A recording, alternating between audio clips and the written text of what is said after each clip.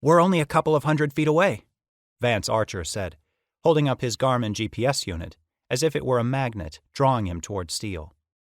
On its illuminated display, a compass arrow pointed straight ahead.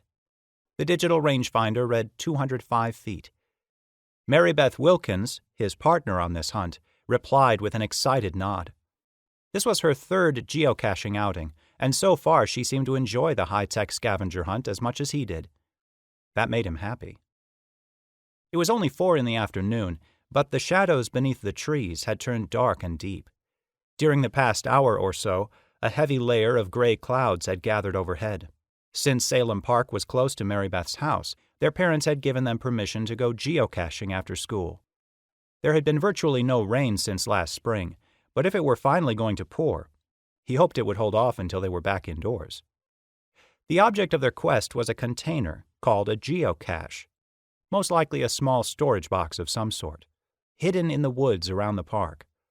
In the town of Broad Run and the surrounding area, there were hundreds of geocaches, all hidden by other players. "Bloody Rob hid this one," Vance said. "That's Rob Roosevelt, one of Zach's friends." Zach was Vance's older brother, who had introduced him to geocaching.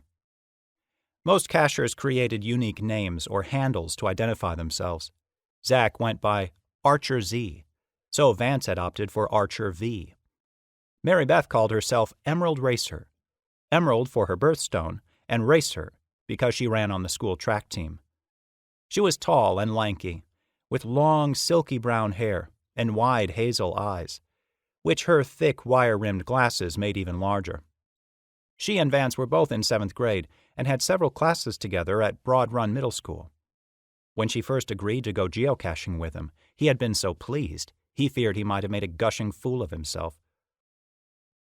Under the trees, it could almost pass for midnight, and he began to wish he had brought his flashlight along. With his sturdy metal hiking stick, which Zach had given him, he cleared a path through the branches and brambles. He still ran into one spiderweb after another as he made his way between the trees. Numerous strands of sticky silk dangled from his baseball cap. A week ago, he had come perilously close to swallowing a spider when he ran face first through its web. Spiders, he thought, did not make for appetizing snacks. 100 feet, he said, glancing at his GPS rangefinder. Some distance ahead, he saw a dense deadfall, a pile of trees that had fallen over top of each other, which rose higher than his head. On the ground around it, heaps of leaves and broken branches could easily conceal a container. This had to be their target. Sure enough, the needle on his GPS pointed right to the pile. He felt a little twinge of excitement, as he always did when he anticipated finding a cache. "I'll find it first," Marybeth called, and broke into a run toward the deadfall. "Maybe, but I have the GPS." He joined her at the base of the deadfall. They carefully scanned their GZ, or ground zero, the spot where the GPS pointed them. Sometimes an orderly stack of sticks, or some out-of-place rocks, might betray a cache's location, but Bloody Rob was good at leaving scant evidence of his hiding places. Although most GZs had a 10 to 20-foot margin for error, you could almost always count on Rob's coordinates being within 5 or 6 feet of the cache. Rob went by Bloody Rob because he fancied himself rugged. He often departed a winding trail to go straight for a cache, tearing his way through briars and brambles, frequently drawing blood in the process. "No blood, no fun," he would say. "I'm showing 12 feet, Vance said, and pointed to the center of the deadfall. With great care, he clambered over a few of the huge logs to peer into the dark, open spaces between and beneath them. He could sure use a flashlight right now, he thought. He thrust his hiking pole into a few of the narrow openings, hoping to hear the telltale hollow thunk of its pointed metal tip striking a container. Nothing.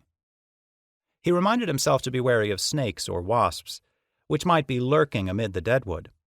A few weeks ago, he had stepped on a copperhead while hiking with Zach along the nearby Old Town Creek.